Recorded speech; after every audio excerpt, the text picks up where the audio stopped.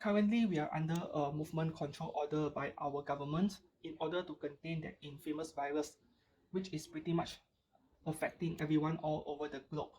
So, what could you do while you are at home most of the day? More photography, of course. In today's video, we'll be taking a look at this setup I'm working on right here, which ended up with this result. And I'm going to show you guys how I did it. So please stay tuned.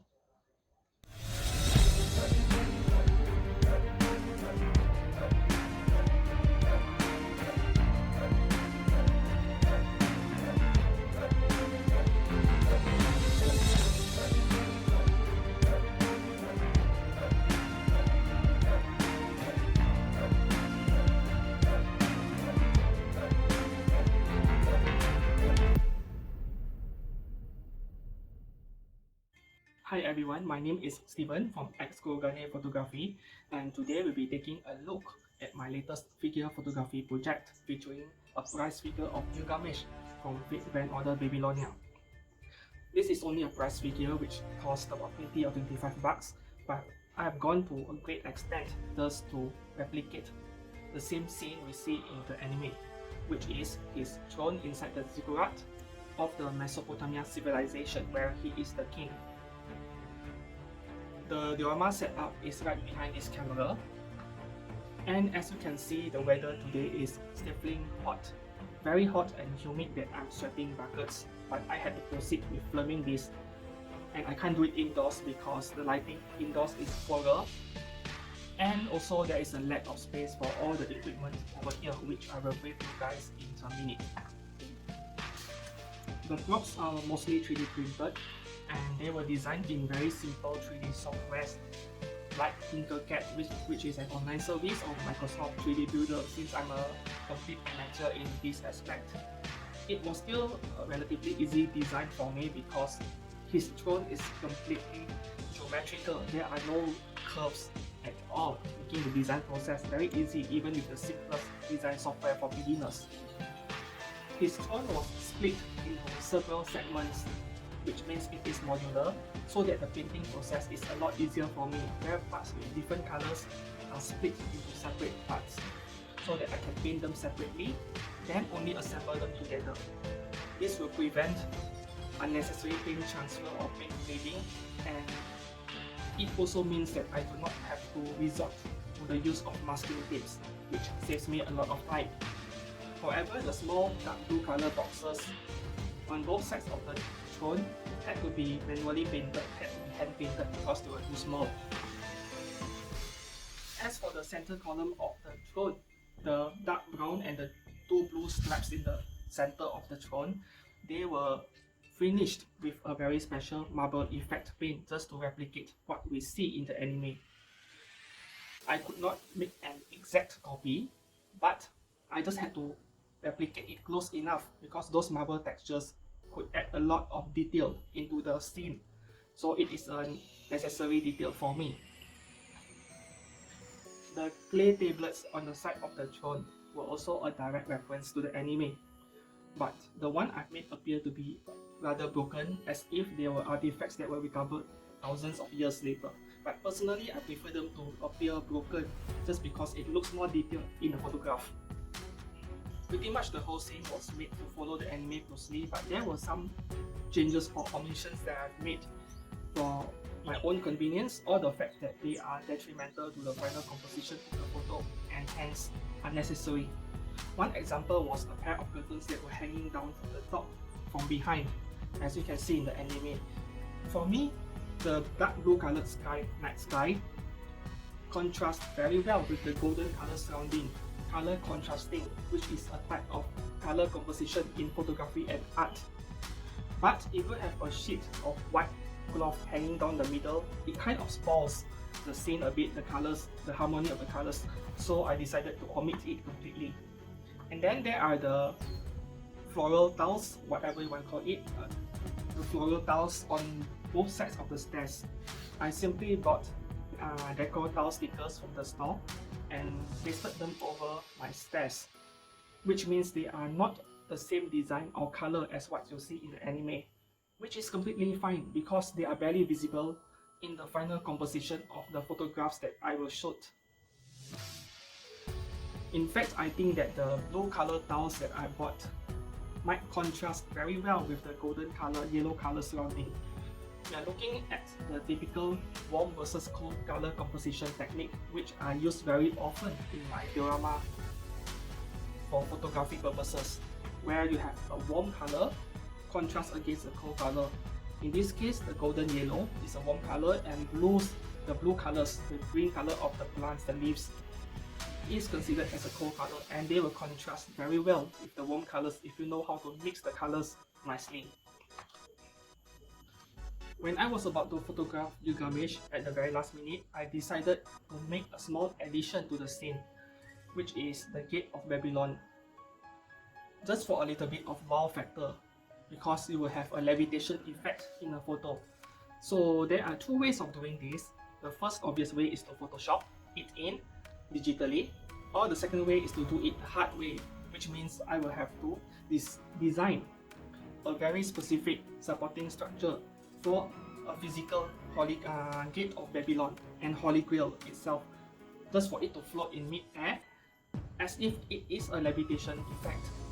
I went with the hard way because if this works in future, I would do the same thing over again on a number of my other photography projects. And it turned out that my technique was rather successful. I would design a slanting supporting structure which can vary between 35 to 50 degrees depending on my own requirements. And then the supporting structure will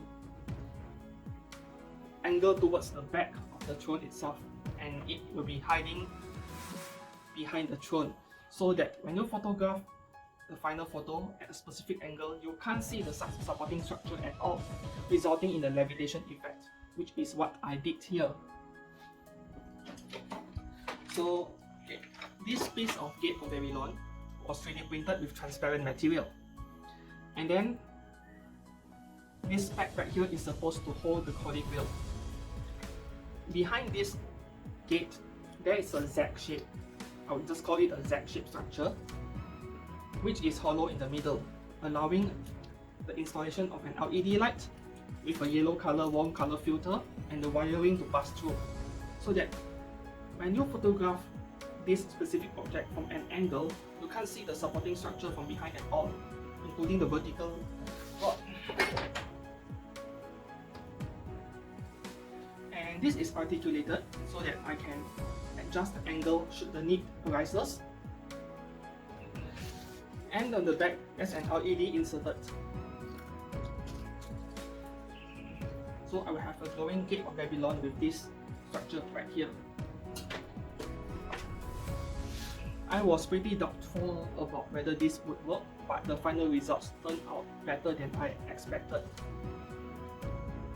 Now we shall move on to the lighting topic of this diorama. And for the lighting to be done right, I had to study the anime over and over, watching it over again and capture screenshots. We are dealing with the Mesopotamian civilization, which means there is no electricity or modern lighting. Exactly as I guessed, the lights were coming from candles or from flames or lamps maybe, so the lighting is going to be quite yellowish. And then that is the direction of lighting, where the light should be coming from the side or from the top or from below. So if you paid attention to the screenshots, the scenes from the anime, the lighting in the opening theme song and what you see in the anime is actually contradicting each other. In the opening theme itself, the lighting seems to be coming from the top angle, if you pay attention to the shadows in the scene. But when you look back at the throne and its surroundings, there are no oil lamps, no flames anywhere on the side walls. So the light by right should be coming from below. And then as I watch on and on, episode over episode, into later stages, I think around episode 17 or 18, then the lighting there changed a bit, and it is very obvious that the light is coming from below, which makes sense. They would set up several oil lamps on the side, below the stairs, and the glow is coming from bottom up. If you paid attention, the surroundings around the throne in the later episodes, the lower portion of the walls is bright while the upper portion is dark. And then you look at Gilgamesh himself, his face, the shadows were forming on the inferior orbit, lower area of the eye down here, which means the light is firing upwards from bottom up light. That's why you get shadows on the lower area of the eye, of the orbit of the eye socket. So I decided to replicate that with a trial of LED lights, which is firing up from the bottom up. Normally in photography, we will not fire a light from a bottom up direction because you might get a double chin effect or very unflattering light. But in this case, we are photographing a figure, not a human being, and then I'm trying to stay true to the original as much as possible, what you see in the anime. So in this case, I decided to go for bottom up lighting, and it worked spectacularly. I would place lights on each corner of the diorama, the left bottom corner, right bottom corner, and one more from the side. And then the fourth light would be the gate of Babylon itself, which also functions as the backlight coming in from behind, so that you will have a bright area on the sides of Gilgamesh's body. As for the night sky, it is pretty simple. To light up the night sky, I used a giant softbox right here. The purpose of this softbox is to provide a large area with very even lighting. Inside this softbox, I will install a large bulb in the middle. This one. This is a very powerful light bulb, rated 200 watts. And this is what a normal household light bulb looks like. This one is too big for a softbox that is this huge. And as for the night sky itself, it is just fabric, like cloth, semi-transparent cloth with a sky texture. This one was a custom order. The shop printed it for me as requested and delivered it to me. And then I will just hang it up and then place this light box behind the clouds to light up the sky, which means a backlit scene. How bright would I want the sky to be is very simple. It is determined by the distance of this light box and the background cloth. The further you push the light away, the darker the light will be. And for a night sky, yes, I kept the distance of this light quite far away from the night sky, from the cloth, so that the night sky will appear darker. The evening sun is coming in, so I would like to wrap this up as soon as possible. But before we get to that part, there is still the photography and the editing process. So the photography is nothing special. After I've set up all the lightings as you have seen in this photograph, I'll proceed to photograph them the usual way I would do.